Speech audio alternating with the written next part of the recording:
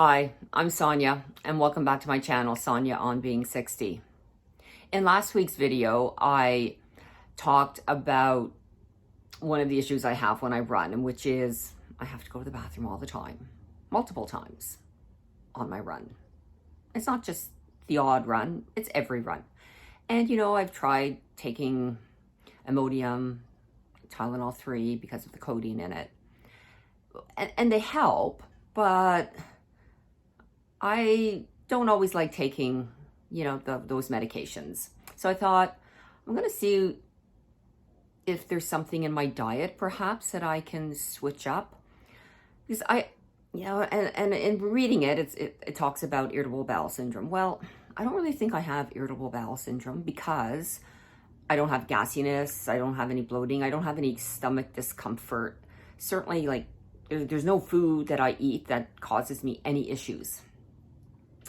And in researching this, there's a lot of, YouTube videos or just articles that talk about the runner's trots and how it happens to many people when they're starting a race. They say it's their nerves or a person's anxious.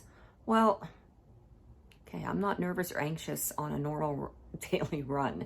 No, it's more than that. And I've had this issue for many, many years. My doctor didn't really know what it was.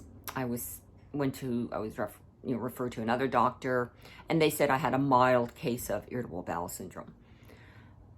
Yeah, without any without any of the side effects other than the bathroom problem.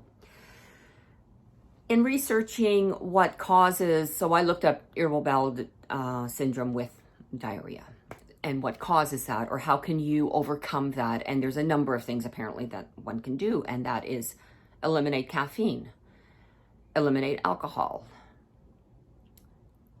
I ran across something called FODMAPs, and they talk about eliminating a lot of these specific foods that have high FODMAPs in them.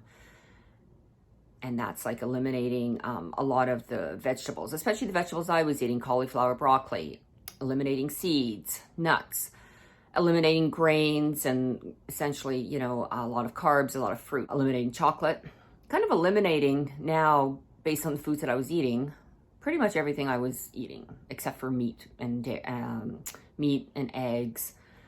Dairy they said was off the table because of the lactose. So I thought, okay, I've been doing low carb for a long time. I thought, I'll just go even lower carb. I'll just go carnivore. So I thought, I'm going to try everything. I'm going to start everything on Monday. Here's a few clips from the week. Hi. Well, today is day one of starting the kind of all the food restrictions that I'm putting upon myself, along with cutting out caffeine. So it's now about 1:30 and I haven't had any caffeine. I do have to admit that I have a headache and I'm feeling pretty tired.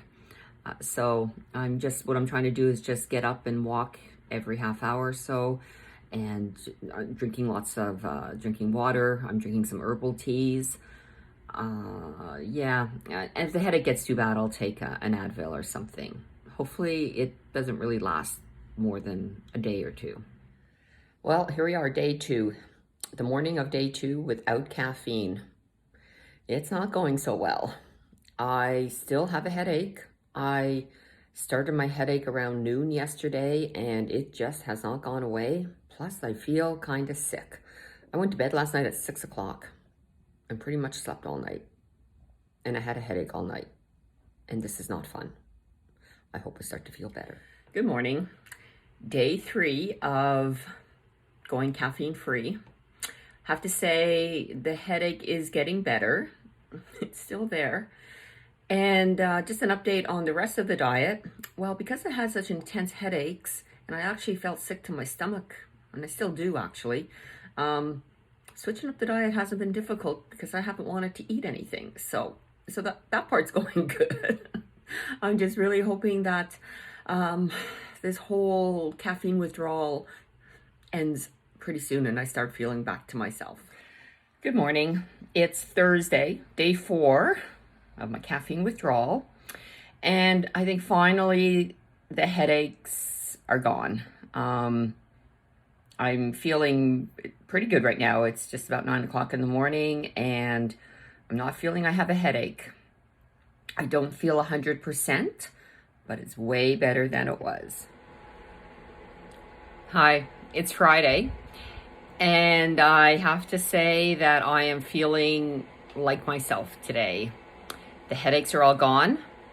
And yesterday I experienced what I used to call like restless leg syndrome. Like my legs just felt really, really heavy, really weird. Anyways, I just kind of lifted my legs up, let the blood flow, and I rolled them. And today that's all gone. That feeling's all gone. So it's great. I probably don't have this same amount of energy as I usually do, but I feel really, really good compared to how I felt earlier this week. Boy, that was a tough few days. I'm glad I powered through it, and I'm really looking forward now to seeing if it was worth it, if it's going to help me on my runs. As you can see, caffeine withdrawal was a little difficult. It was way more difficult than I ever anticipated. I didn't think I would have like a 4 or 5 day headache. I thought maybe I'd have a headache that would go away in a day. But oh my goodness, I had a headache. I was nauseous. Like I just didn't even want to eat anything. I was very lethargic. Like I couldn't concentrate.